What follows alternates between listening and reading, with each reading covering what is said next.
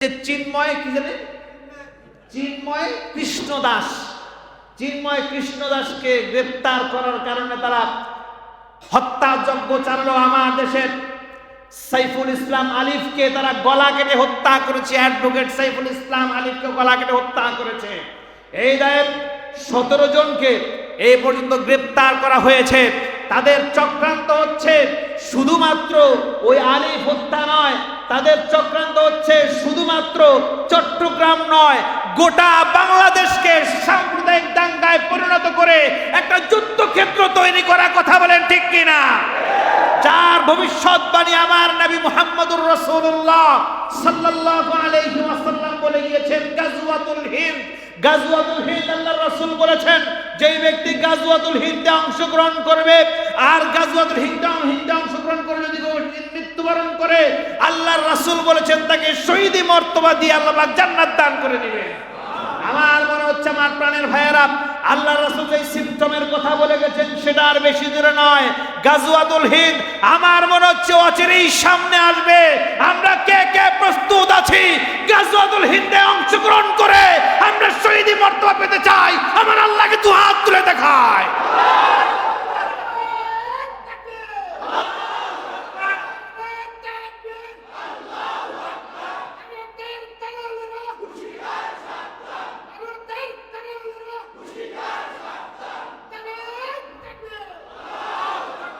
আমার প্রাণের ভাইয়েরা, এদের চক্রান্ত সেই আমেরিকা থেকে শুরু হয়েছে। 1966 সালে ইসকন প্রতিষ্ঠা হয়েছে। প্রতিষ্ঠার পর থেকে আপনারা দেখেছেন প্রায় সময় মুসলিম জনগোষ্ঠীর উপরে তারা বিভিন্নভাবে আক্রমণ করছে, মুসলমানদের উপরে জঙ্গি আখ্যা দিচ্ছে, মুসলমানদেরকে বিভিন্নভাবে হত্যা করছে। লালমাটি একটি জেলা, তারা একটি জায়গায় নিজস্ব তারা ভূখণ্ডে নিজস্ব হুকুমত কায়েম করেছে। তাদের ইচ্ছা হচ্ছে এই বাংলাদেশের ভিতরে সাম্প্রদায়িক দাঙ্গা লাগিয়ে বাংলাদেশটাকে সারা বিশ্বের দরবারে সাম্প্রদায়িক অরাজকতার দেশে পরিচয় করিয়ে দিয়ে বাংলাদেশে তারা আক্রমণ করতে চায়। কথা বলেন ঠিক কিনা? আমরা তাদের ফাঁদে পা দেব না, আমরা তাদের ফাঁদে পা দেব না। আমার দেশের সাইফুল ইসলামকে হত্যা করেছে, আমরা গেজেট প্রকাশ করে সরকারিভাবে এর আমরা বিচার দাবি করছি।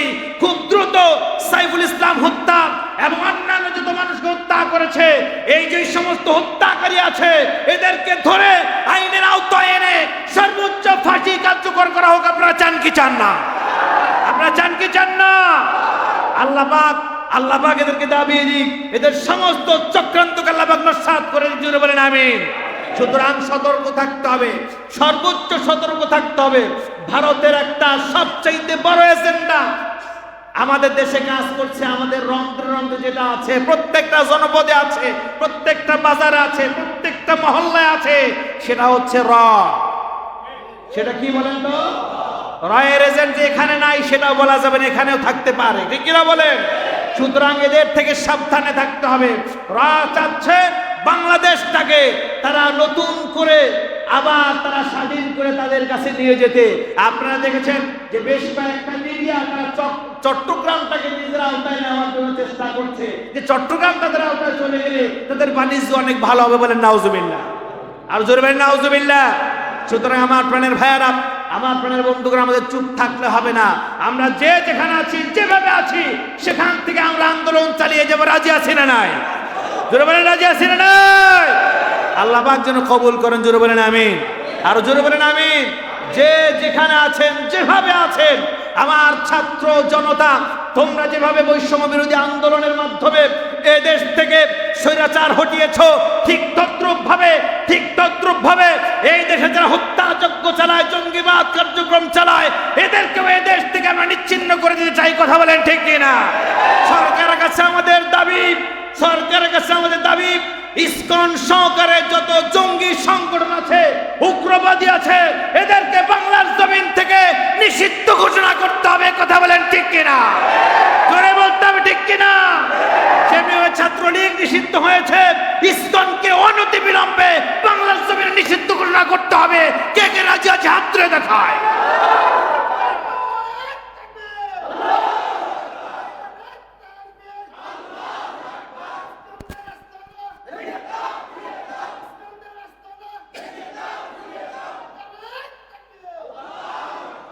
আল্লাহ যেন আমাদের কবুল করেন। সমস্ত এই ধরনের ষড়যন্ত্রের জাল যেন ছিন্ন করে আমার স্বাধীনতার সার্বভৌমত্ব যেন আমরা রক্ষা করতে পারি, জুড়ে বলেন আমিন। মুসলিম ইকরাম, একজন মোমেন ব্যক্তি তার সর্বপ্রথম এট ফার্স্ট কোয়ালিটি হবে প্রকৃত ঈমানদার। ঈমান প্রকৃতভাবে কেউ যদি না আনে, সে আর মোমেন থাকতে পারে না। সেই ব্যক্তি মোমেন যিনি প্রকৃত ঈমানদার ব্যক্তি। সামান্য পরিমাণ যদি কারো ঈমানে কোনো ফাঁক ফোকর থেকে থাকে, কোনো অবিশ্বাস, কোনো অনিশ্চয়তা, কোনো সন্দেহ যদি থেকে থাকে, ওই ব্যক্তি খাঁটি মোমেন হতে পারবে। আল্লাহ রাব্বুল ইজ্জাত ওয়াল জালাল এই বিষয়গুলোকে গুরুত্ব দিয়ে আমি যে আয়াত কারিমা তেলাওয়াত করেছি, আল্লাহ পাক এখানে আলোকপাত করেছেন। আল্লাহ পাক বলছেন, আউযু বিল্লাহি মিনাশ শাইতানির রাজীম, বিসমিল্লাহির রাহমানির রহিম, লাইসাল বিররা আন তুওয়াল্লু ওয়াজুহাকুম কিবালাল মাশরিকি ওয়াল মাগরিব ولكن البر من آمن بالله واليوم الآخر والملائكة والكتاب والنبيين।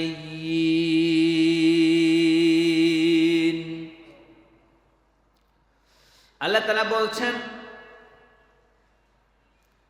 লাইসাল বিররা আন তুওয়াল্লু, তোমাদের কোনো সওয়াব নাই, কোনো পুণ্য নাই, কোনো ফায়দা নাই।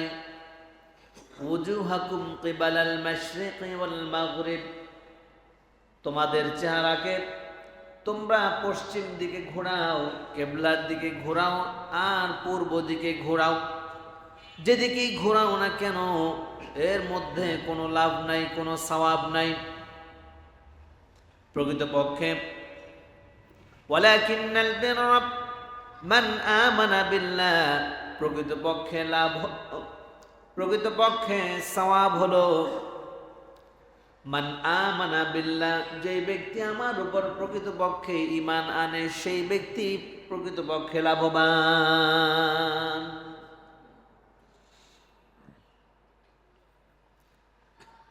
ওয়াল ইয়াউমিল আখির, এবং আখিরাতের প্রতি বিশ্বাস স্থাপন করে।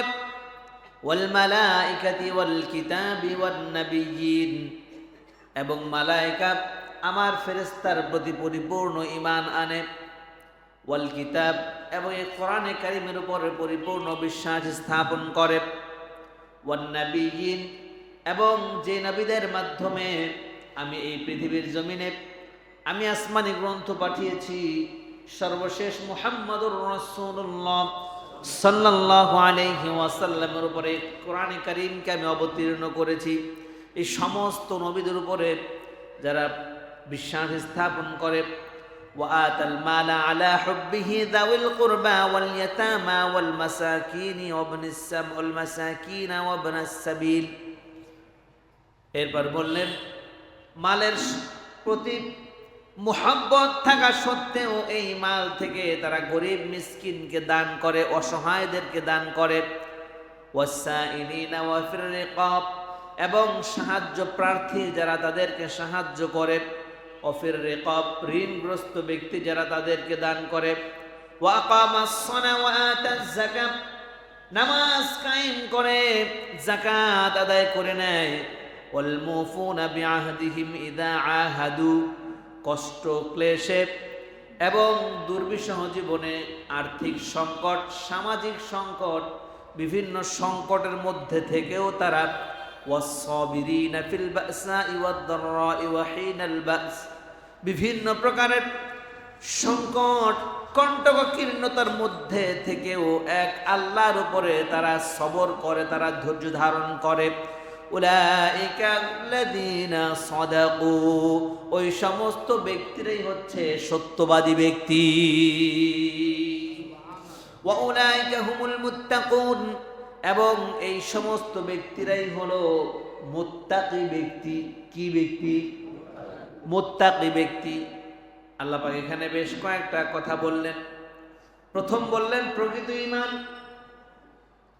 নির্ভেজাল ঈমান যে ব্যক্তিরা আনয়ন করে, এবং আল্লাহ পাক তাদেরকে যে সম্পদ দান করেছে, মাল দান করেছে, সহায় সম্পত্তি দান করেছে, আল্লাহ পাক বলেন এগুলোর প্রতি মুহাব্বত থাকা সত্ত্বেও তারা কি করে? ওয়াল ইয়াতামা ওয়াল মাসাকিনা ওয়া ইবনাস সাবিল, এগুলোর প্রতি মুহাব্বত থাকা সত্ত্বেও এই মালগুলো, টাকা পয়সাগুলো তারা এতিমদের জন্য দান করে। ওয়াল মাসাকিন, মিসকিনদের জন্য দান করে, সহায় সম্বলহীনদের জন্য দান করে। ওয়া ইবনাস সাবিল, এবং আল্লাহর রাস্তায় তারা দান করে। সুবহানাল্লাহ বলেন। মালের মুহাব্বত আছে, মুহাব্বতকে দাবিয়ে রেখে তারা আল্লাহর রাস্তায় দান করে। মূলত আল্লাহ পাক এটাই বোঝাতে চেয়েছেন। সুবহানাল্লাহ বলেন। আর যেই সমস্ত ব্যক্তিরা মালকে মুহাব্বত করতে গিয়ে দান করে না, মানুষের উপকার করে না, এদেরকে কোরআনের ভাষায়, রাসূল করিম সাল্লাল্লাহু আলাইহি ওয়াসাল্লামের ভাষায় এদেরকে বখিল বলে আখ্যায়িত করা হয়েছে। কি বলে আখ্যায়িত করা হয়েছে? বখিল বলে আখ্যায়িত করা হয়েছে। লা ইয়াদখুলুল জান্নাত মিন বাখিল, আল্লাহর রাসূল সাল্লাল্লাহু আলাইহি ওয়াসাল্লাম বলেছেন যে কোন বখিল ব্যক্তি, কোন কিপটা ব্যক্তি জান্নাতে যেতে পারবে না। বখিল কাকে বলে? আমাদের দেশে বলে হাড় কিপটা, আছে না নাই? আরে কিপটা আমি কাকে বলে? নিজে এক কাপ চাও খায় না, টাকা শেষ হয়ে যাবে, চায়ের দোকানে গিয়ে বসলো, আরেকজনের হাতের দিকে তাকায় থাকে, কেউ বলে কিনা? এমন লোক মনে হয় না এই এলাকায়। মূলত এই কিপটাকে আল্লাহ পাক, এই কিপটা এখানে বখিল বলেন। তাকে আল্লাহ পাক বলেছেন যে ব্যক্তি সহায় সম্পত্তি আল্লাহ পাক তাকে দান করেছে, দান করার পরেও সে আল্লাহর রাস্তায় দান করে না। মানুষকে খাওয়াবো তো দূরের কথা, মানুষকে দেবে তো দূরের কথা, আল্লাহর রাস্তায় তারা দান করে না। অসহায়কে দান করে না, এতিমকে দান করে না, ফকিরকে দান করে না। এরাই হচ্ছে গিয়ে বখিল। এরা কারা? এরাই হচ্ছে বখিল। আর বখিলের স্থান কখনো জান্নাতে হবে না। আল্লাহ রাব্বুল আলামিন শুরুতেই শর্ত দিলেন, লাইসাল বিররা আন তুওয়াল্লু ওয়ুজুহাকুম কিবালাল মাশরিকি ওয়াল মাগরিব,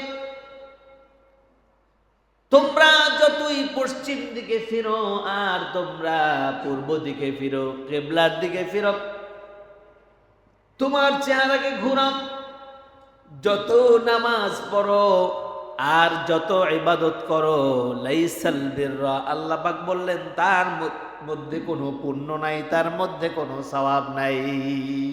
ওয়ালাকিন্নাল বিররা মান আমানা বিল্লাহ, প্রকৃতপক্ষে সওয়াব হলো, প্রকৃতপক্ষে নেক হলো আল্লাহ রাব্বুল আলামিনের উপরে পরিপূর্ণ ঈমান আনয়ন করা। যে ব্যক্তি পূর্ণাঙ্গভাবে ঈমান আনতে পারলো না, ওই ব্যক্তি মুসলিম হতে পারবে না, মুমিন হতে পারবে না। কোন ব্যক্তির যদি ঈমান পূর্ণাঙ্গ না থাকে, আর যত ভালো কাজ সমাজে সে করুক না কেন, দান খয়রাত করুক, এতিম মিসকিনকে খাবার দেখ, আত্মীয় স্বজনদেরকে উপটৌকন দেখ, এবং কষ্টে থাকুক, আর নামাজ পড়ুক, রোজা রাখুক, আর যাকাত দেখ না কেন, আল্লাহ পাক এটাই বোঝালেন ঈমান যার পূর্ণাঙ্গ হয় নাই, নিচের এই কাজগুলা করলে তার কোনো লাভ হবে না। এখানে আল্লাহ পাক কয়েকটা বিষয় বলেছেন। বললেন মালের মুহাব্বত থাকা সত্ত্বেও ইয়েতিমদেরকে দান করা, মিসকিনদেরকে দান করা, ফকিরকে দান করা, আল্লাহর রাস্তায় দান করা। কষ্ট ক্লেশের মধ্যে থেকেও যারা দান করে, আল্লাহ পাক বললেন এরা হচ্ছে মুমিন ব্যক্তি। অভাব অনটনের ভিতরে আছে, এরপরও দান থেকে দূরে যায় না, এরপরও তারা দান করে, আল্লাহ পাক এদের ব্যাপারে বললেন এরা হচ্ছে প্রকৃত মুমিন ব্যক্তি। ওয়াসাইলিনা ওয়া ফির রিকাব, এবং সাহায্য প্রার্থী যে সমস্ত মানুষেরা আছে, আমাদের সমাজে অনেক মানুষ আছে, সাইলিন বলা হয় হাদিসের ভাষায় এদেরকে, কোরআনের ভাষায় সাইলিন বলা হয়, অর্থাৎ হলো যারা সাহায্য প্রার্থী, যাদের সাহায্য দরকার। আমাদের সমাজে মূলত যারা সাহায্য প্রার্থী, যাদের সাহায্য দরকার, এরা আসলে সাহায্য কমই পেয়ে থাকে। ভণ্ডগুলো আছে, মানুষকে বিভিন্নভাবে প্রতারণা করে, এরাই সাহায্য প্রাপ্ত বেশি হয়ে থাকে। নাউজুবিল্লাহ বলেন। আছে না আমাদের দেশে এমন? কোরআনের সাথে মিলিয়ে বলি, গুলিস্তানে ওভারব্রিজ একদিন আমি পার হচ্ছিলাম, তো একজন ব্যক্তি দেখলাম যে একটা পা নাই, খুব কাতরাচ্ছে। আমার সাথে আমার সফর সঙ্গী, একটা মাহফিলে যাচ্ছিলাম আমি, তো আমি ওকে দেখেই পকেট থেকে কিছু টাকা বের করে ওকে দিলাম। দেওয়ার পরে আমার সফর সঙ্গে বলে উঠল, হুজুর আপনি কাকে টাকা দিচ্ছেন?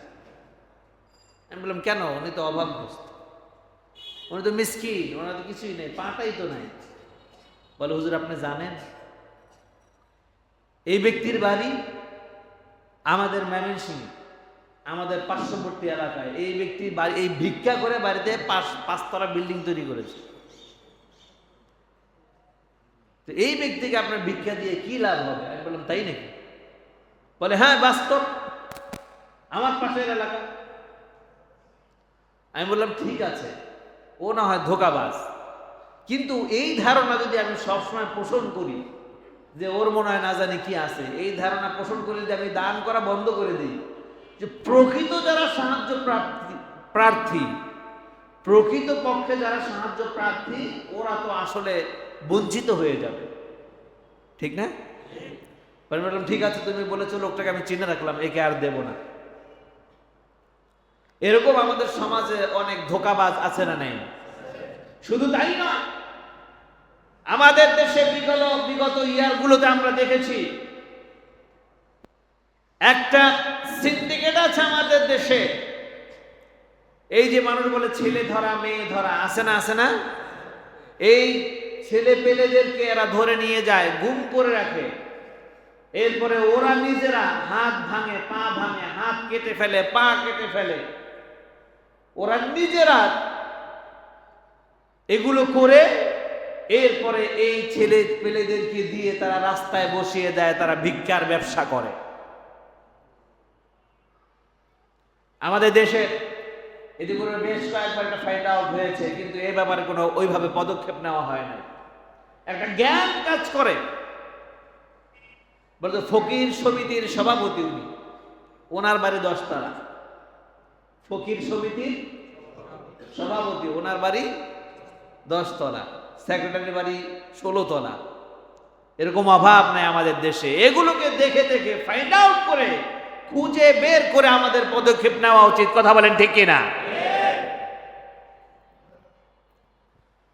আল্লাহ রাব্বুল আলামিন বললেন প্রকৃতপক্ষে যারা সাহায্য প্রার্থী তাদেরকে তোমরা সাহায্য করো, কিন্তু মূলত যারা সাহায্য প্রার্থী তারা সাহায্য পায় না।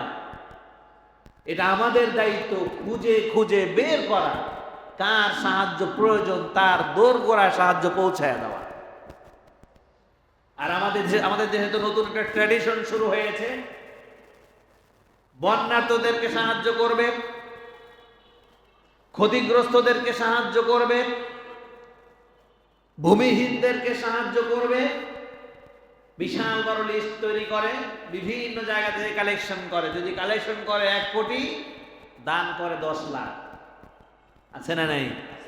যদি বলেন, শুধু তাই নয়, এগুলো করে বড় ধরনের একটা সিন্ডিকেট তারা তৈরি করে এবং প্রত্যন্ত অঞ্চলে যেখানে মানুষের প্রয়োজন সেখানে তারা ওগুলো পৌঁছায় না, সেখানে তারা যায় না। তারা লোক দেখানোর জন্য সীমান্তবর্তী বা কাছাকাছি যে হতদরিদ্র মানুষগুলো আছে, অভাবী মানুষগুলো আছে, এদের কাছে যায়, এদের কাছে টাকা পয়সা দেয়, বস্তা দেয় বা বিভিন্ন পোটলা দেয়, দিয়ে এরপর বলে যে আপনি পোটলাটা ধরেন, আমরা একটু ছবি তুলব। আছে না নাই? যেটা বলে ছবি তুলে ফেসবুকে একটা অ্যাডভার্টাইজ করে যে আমি সাহায্য করতেছি, 1 কোটি টাকা দান কালেকশন হয়েছে, 1 কোটির বেশি আমরা দান করেছি। নাউজুবিল্লাহ বলেন। এরকম ভণ্ড প্রতারক আমাদের দেশে আছে না নাই? তুমি যদি দানই করবা তাহলে তোমার ছবি আর ওই ব্যক্তির ছবি তোলার দরকারটা কি? দান করেছেন আমিরুল মুমিনিন হযরত ওমর ইবনুল খাত্তাব রাদিয়াল্লাহু তাআলা আনহু। রাতের অন্ধকারে, রাতের গভীরে নিজের কাঁধে আটার বস্তা নিয়ে, নিজের কাঁধে জবের বস্তা নিয়ে মানুষের বাড়িতে গিয়ে পৌঁছে দিয়েছেন। সুবহানাল্লাহ বলেন, যাতে করে কেউ না দেখে। আর তুমি ওখান থেকে 2-4 জন মানুষ যাই দেখলো, এটাকে সারা বাংলাদেশ, সারা পৃথিবীর মানুষকে দেখানোর জন্য তুমি ভিডিও করে এনে আবার লাইভও করো তুমি। এটার নাম দান নয়, এটা হচ্ছে লোক দেখানো প্রবণতা। এটা কি লোক দেখানো প্রবণতা? এটা একটা বিজনেসে পরিণত হয়ে গিয়েছে।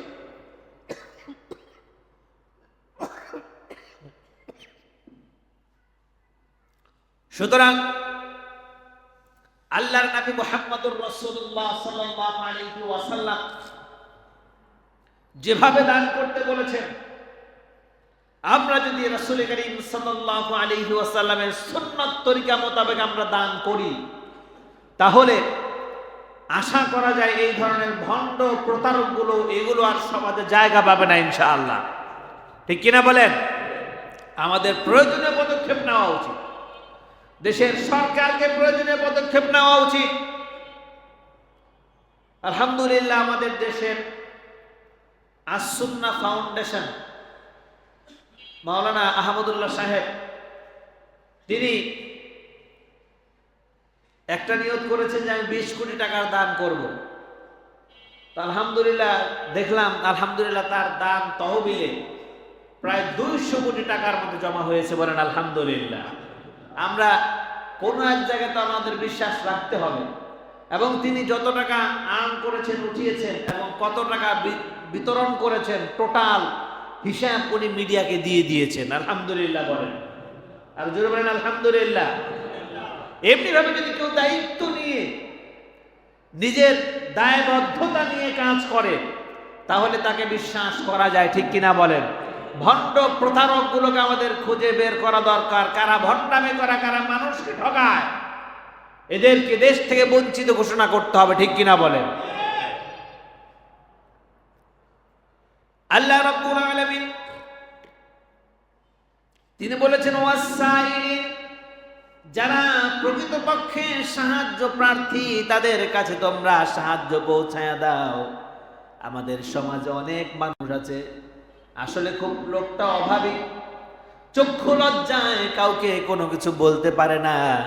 তার আস্থাবর অস্থাবর দেখে এবং মুখের পরিপাটিটা দেখে বোঝাই যায় না এই ব্যক্তি প্রকৃতপক্ষে অভাবী। এই মানুষগুলাকে আমাদের খুঁজে বের করে তাদেরকে সাহায্য করা দরকার। যেমন ধরেন একজন প্রাইমারি স্কুলের টিচার, একটা মক্তব মাদ্রাসা, হেফজখানা মাদ্রাসার শিক্ষক, তিনি চলাফেরা করেন নরমাল জামা কাপড় পরে চলাফেরা করেন নাকি?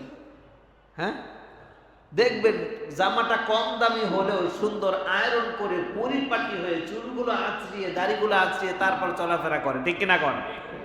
একটা মসজিদের ইমাম সাহেব বেতন পান কত? স্বল্প পরিমাণে বেতন পান।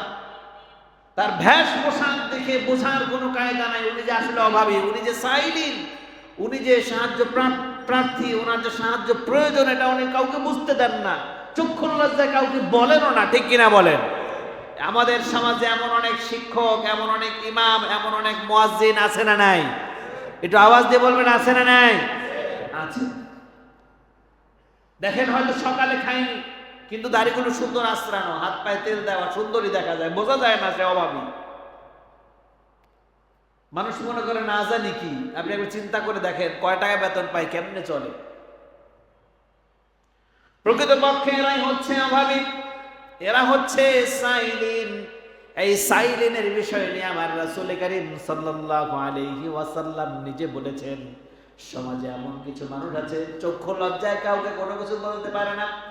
2 বেলা না খেয়ে থাকলেও কারো কাছে গিয়ে বলে না, ভাই না খেয়ে আসি, খাবার দেন।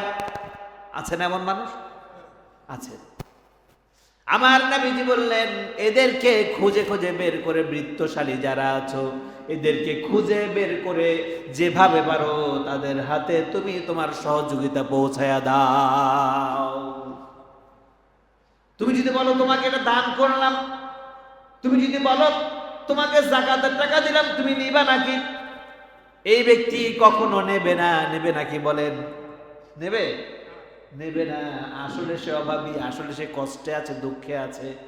এটা বোঝার পর আপনি খুঁজে বের করে তার বাড়িতে যদি আপনি সাহায্য পৌঁছায় দেন, 1 বস্তা চাউল পৌঁছায় দিলেন, লোকটা খেতে পারে না, সকালে না খেয়ে আছে, দুপুরে কোনো মতো খেয়েছে, রাত্রে পানি খেয়ে ঘুমিয়েছে, ওই ব্যক্তির বাসায় যদি আপনার ইনকামের অর্থ থেকে 1 বস্তা চাউল পৌঁছায় দেন, 5 কেজি ডাউল পৌঁছায় দেন, আমার প্রাণের ভাইয়েরা, তাহলে হাদিসে বর্ণিত, কোরআনে বর্ণনা অনুযায়ী প্রকৃতপক্ষে সাইলিন দ্বারা তাদের কাছে পৌঁছে দেওয়া হবে।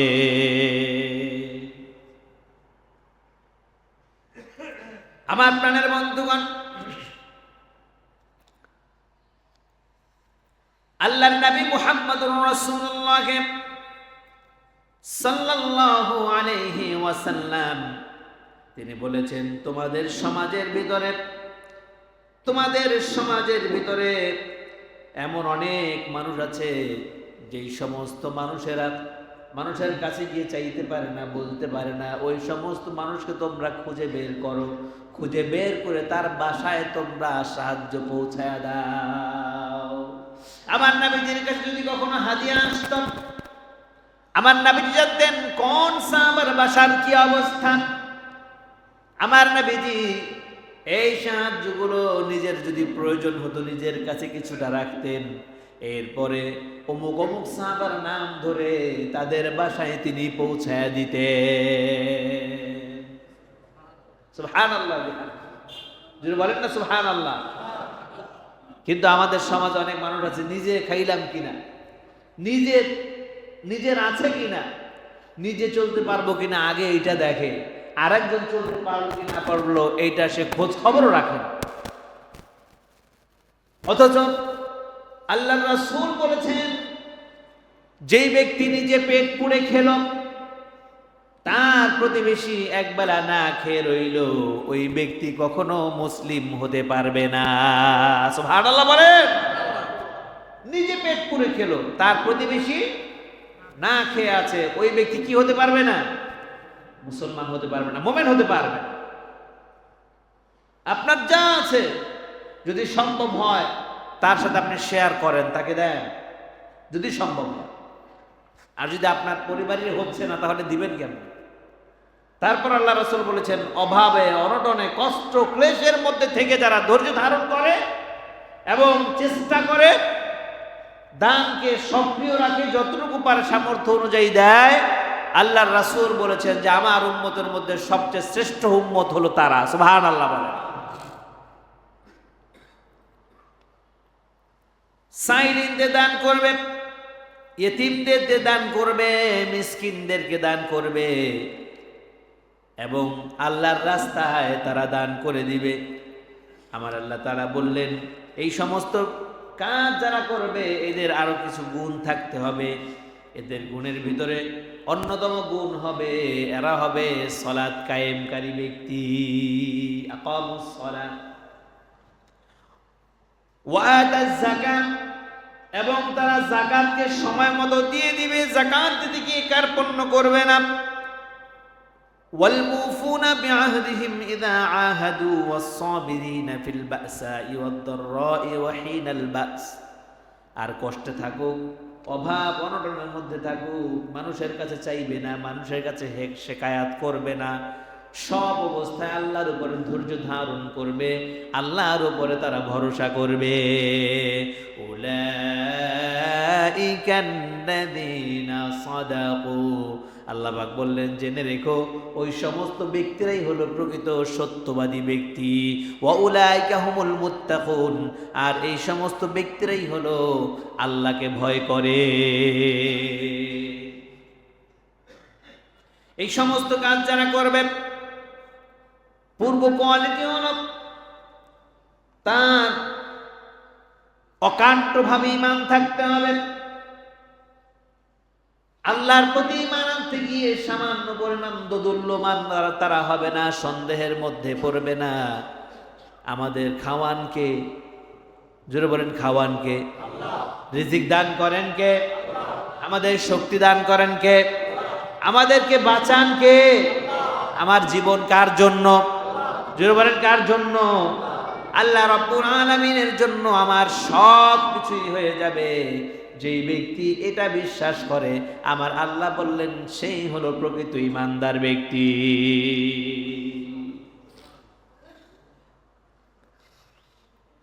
ঈমানের পাশাপাশি আল্লাহ পাকের একত্ববাদকে তারা লালন করবে, তাওহীদবাদকে তারা লালন করবে। যার ভিতরে তাওহীদবাদ নাই, একত্ববাদ নাই, সে ঈমানদার হতে পারবে না। তাওহীদবাদ, একত্ববাদ যার ভিতরে আছে সেই হলো প্রকৃত ঈমানদার। আল্লাহ ছাড়া কাউকে ভয় করবে না, আল্লাহ ছাড়া কাউকে ভয় করবে না, আল্লাহ ছাড়া কারো উপরে ভরসা করবে না, আল্লাহ ছাড়া কাউকে রব হিসেবে মানবে না, আল্লাহ ছাড়া কাউকে প্রভু হিসেবে মানবে না। আমাদের সমাজে অনেক আছে আল্লাহকেও মানে, আবার নেতাকেও প্রভু মানে। নাউজুবিল্লাহ বলেন, জোরে বলেন নাউজুবিল্লাহ।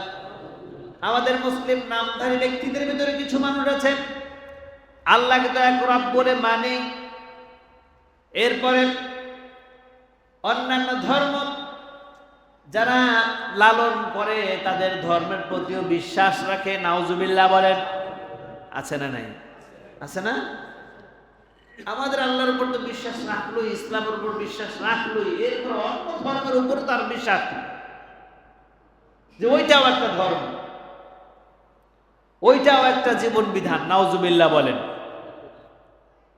এই সমস্ত ব্যক্তিরা যখন পূজা পার্বণ হয়, পূজা পার্বণে গিয়ে তাদেরকে বলে বেড়ায়, ও হিন্দু ভাইয়েরা, তোমাদের ভগবানের কাছে আমার জন্য একটু দোয়া কইরো। বলেছে না? চিল্লায় বলেন, বলেছে না? এরা হচ্ছে জাতির নিকৃষ্ট শয়তান। কথা বলেন ঠিক কিনা? এরা মুসলমান নয়, মুসলমান নামধারী শয়তান। মুসলমানদের ঈমান নিয়ে ছিনিমিনি খেলে এরা। ও পূজা পেগোড়ায় গিয়ে মূর্তির কাছে সেও চায় যে আমার জন্য একটু দোয়া করো তোমরা। নাউজুবিল্লাহ। তাহলে সে কেমন মুসলমান?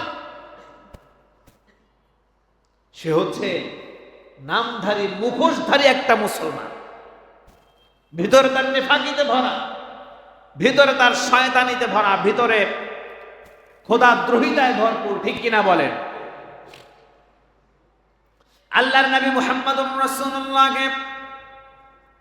সাল্লাল্লাহু আলাইহি ওয়াসাল্লামের জামানায় আল্লাহর রাসূল যখন কাফেরদেরকে কালিমা দাওয়াত দিলেন, কাফেররা কালিমা গ্রহণ করলো, অনেকেই কালিমা গ্রহণ করলো, লা ইলাহা ইল্লাল্লাহ এটা তারা বিশ্বাস করলো, এবং নবীজিকেও তারা বিশ্বাস করলো। ভালো করে বুঝবেন, আল্লাহকেও বিশ্বাস করলো, নবীজিকেও বিশ্বাস করলো। আচ্ছা, তা আপনি বলেন, আল্লাহকে বিশ্বাস করলো, নবীজিকে বিশ্বাস করলো, তাহলে সে মুসলমান, ঠিক না? কিন্তু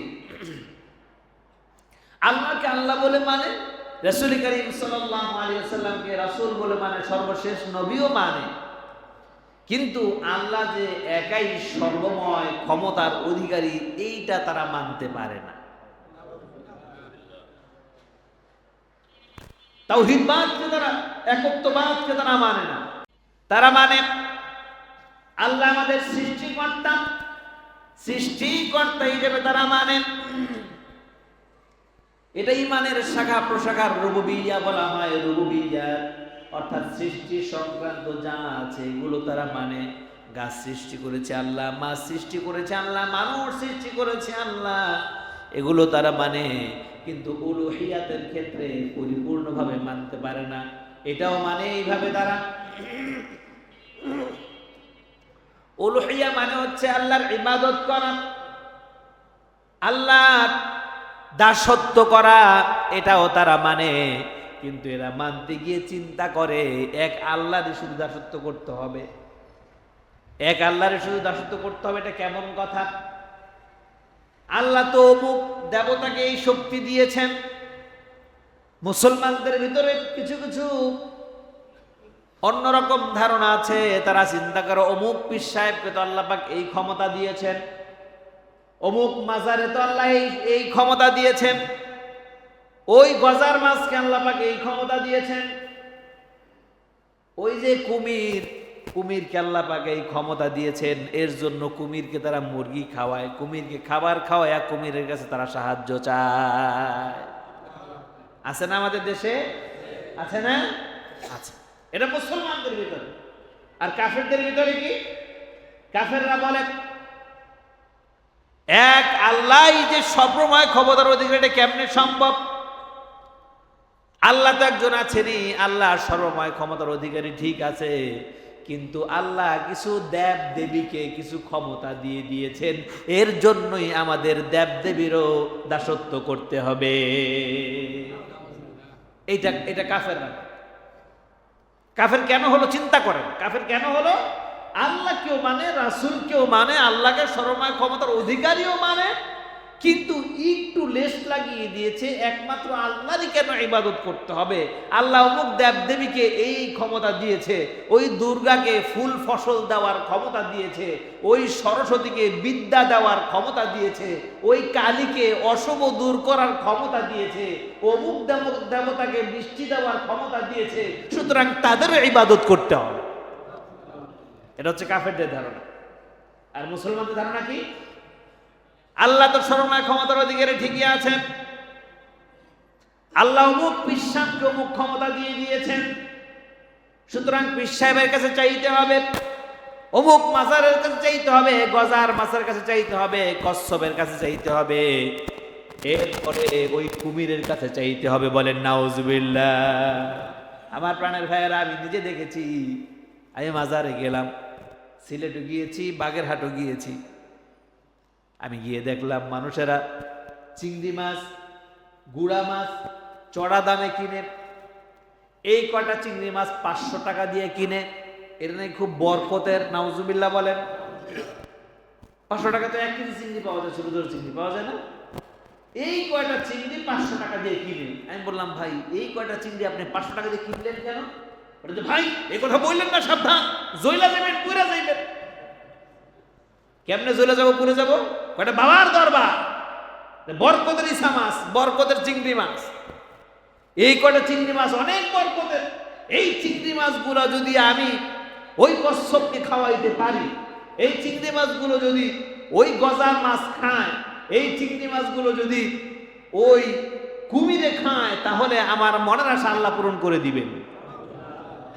বলেন নাউজুবিল্লাহ। দেখেন মানুষকে কত দিক দিয়ে ধোকা দেয়। একটা চিংড়ি মাছের ব্যবসা করতেছে, 1 কেজি চিংড়ি বিক্রি করে 10,000 টাকা, যেটার দাম মাত্র 500 টাকা। এখান থেকে তো নিচ্ছি, মানুষের ইমানও নিয়ে যাচ্ছে। এরপরে মাঝে মাঝে এমনও হয় তার কাছে যা কিছু আছে সব ওখানে দিয়ে চলে আসে, খালি মানুষ আসে।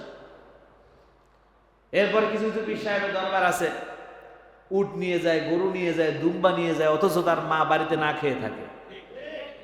আছে না নাই? জুরবেন আছে না নাই?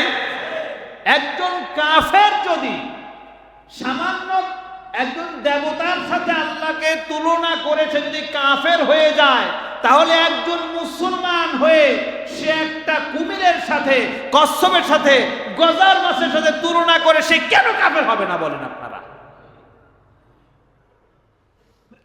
আল্লাহ কোরআনে কারিমে বলেছেন, ওমা ইউমিনু আকসারুহুম বিল্লাহ ইল্লা ওয়া হুম মুশরিকুন। তোমাদের ভিতরে কিছু কিছু মুসলমান আছে, কিছু কিছু ইমানদার ব্যক্তি আছে, ঈমান আনার পরেও তারা মুশরিক। কে বলেছেন? জোরে বলেন। আল্লাহ নিজে বলেছেন তোমাদের ভিতরে কিছু ইমানদার আছে, তারা ঈমান আনার পরেও কি? তারা মুশরিক। সুতরাং এগুলোই হলো সেই মুশরিক। মাজার পন্থীরা শাহবাগে গেল, মাজার রক্ষা করতে হবে, মাজার ধ্বংস করা যাবে না, মাজার ভাঙা যাবে না, মাজার জিয়ারত করা সুন্নত, সুন্নত করতে গিয়ে ফরজ হারায় ফেলে খবর নাই, ঈমান হারায় বেঈমান হয়ে যায়, কাফের হয়ে যায়। যেখানে ঈমান হারায় বেঈমান হয়ে যায়, কাফের হয়ে যায়, আচ্ছা আপনারা বলেন সেখানে কি সুন্নতের কোনো দাম আছে নাকি? যদি বলে যেখানে গেলে ফরজ ছুটে যায় সেখানে সুন্নত আদায় করার দরকার আছে? এই সুন্নত আদায়ের জন্য তারা ব্যতিব্যস্ত হয়ে পড়ছে মাজার রক্ষা করতে। সেই মাজারের একজন পীর সাহেব, তাকে বলা হলো যে পীর সাহেব হুজুর, আপনার কাছে প্রশ্ন করছি, সুন্দরী একটা মেয়ে যাইতেছে, ওই মেয়েটাকে দেখা যাবে না কেন? এটা তো আল্লাহর বিধান। ওই মেয়ে হচ্ছে গায়রে মাহরেম, তাকে দেখা যাবে না, তাকে দেখাটা কি হারাম, পর্দার লঙ্ঘন হবে। বেগানা মেয়ের দিকে তাকানো যায়? যদি বলেন। সেই পীর সাহেব জবাব দিচ্ছে, কইতে কেমন কথা বলেন, দেখা যাবে না কেন? আল্লাহর সৃষ্টি এই নারী, কত অপরূপ করে আল্লাহ সুন্দর করে বানিয়েছেন, এর জন্য আমি তাকায় থাকবো, তার সৌন্দর্য উপভোগ করব, তাকিয়ে তাকিয়ে দেখবো, মনে কুচিন্তা আনবো না, তাকায় তাকায় দেখবো আর আল্লাহর প্রশংসা আদায় করবো, আল্লাহ কত সুন্দর করে নারীটাকে বানাইছে।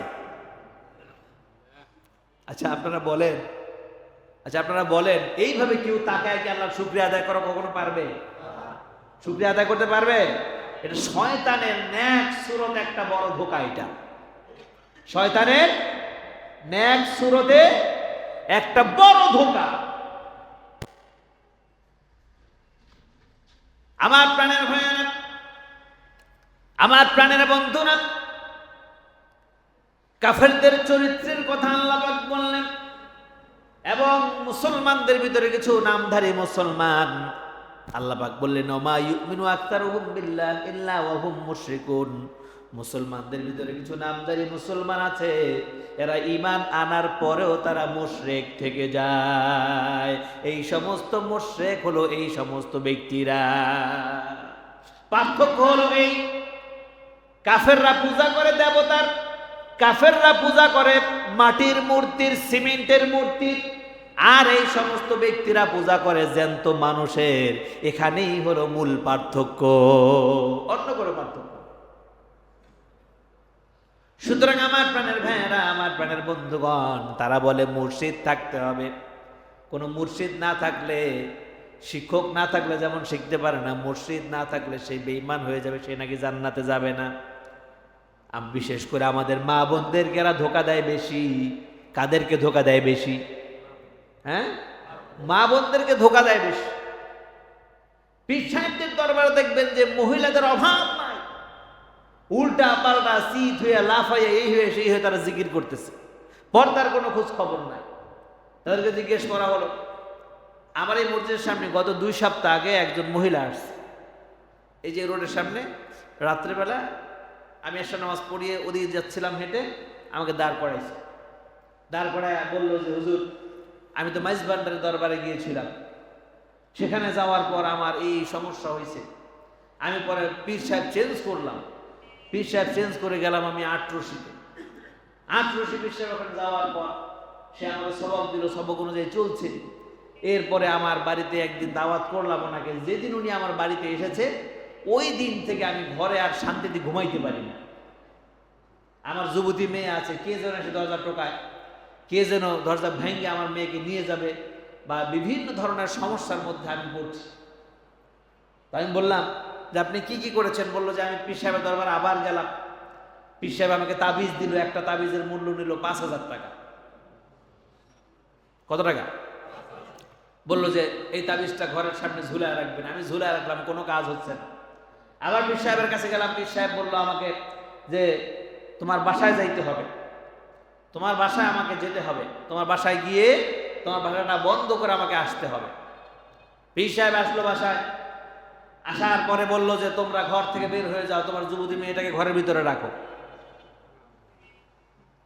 তো আমরা চিন্তা করলাম যুবতী মেয়েটাকে একা ঘরে রেখে আমরা বাইরে যাব, এটা কেমনে সম্ভব? তো আমরা যাইতে চাই নাই।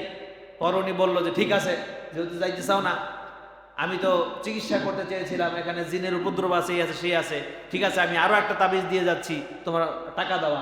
দিলাম আরো টাকা। দেওয়ার পরে এখন পর্যন্ত আমি অত্যাচারের মধ্যেই আছি, কোনো শান্তি পাই না, খাইতে পারি না, ঘুমাইতে পারি না, শুধু অশান্তি আর অশান্তি। আমি বললাম আপনাকে কে বলছে পীর সাহেবের দরবারে যাইতে? ম্যাক্সিমাম তো ভণ্ডগুলা। উনি পারেন আমার মুখ চেপে ধরে বলে যায়, হুজুর কি করলেন আপনি, এটা ভণ্ড করলেন, আপনি তো জয়লা চাইবেন। পুরুষ মানুষের সাথে দাঁড়ায় আছে, সে পারে না, কি করবে? আমি বুঝলাম তার ভাব সাবে যে সে এগুলো সহ্য করতে পারতেছে না, তার স্ত্রী যে এত পীর ভক্ত হয়ে গেছে সে সহ্য করতে পারতেছে না। স্বামী ছেড়ে পীর সাহেবের দরবার গিয়ে বসে থাকে। আছে না এমন অনেক নারীরা? নাজায়েজ, সম্পূর্ণ নাজায়েজ। তোমার স্বামী আছে, কিসের তোমার পীর সাহেব? বাবা, কোন পীর সাহেবের দরকার নাই তোমার, তোমার সবচেয়ে বড় পীর হচ্ছে তোমার স্বামী। ঠিক কিনা বলেন? মহিলা মানুষের পীর ধরতে হবে। কে বলছে তোমাকে? পীর না ধরলে জান্নাতে যাবে না, কে বলছে তোমাকে? ভুয়া কথা, ভণ্ডামি কথা এগুলো। সুতরাং এই ভণ্ডামি ছেড়ে আমাদের চলে আসতে হবে, এখানে সঠিক পথে আসতে হবে। পীর না ধরলে, পীরের মুরিদ না হলে জান্নাতে যাবে না। পাইছেন কোথায় এগুলো?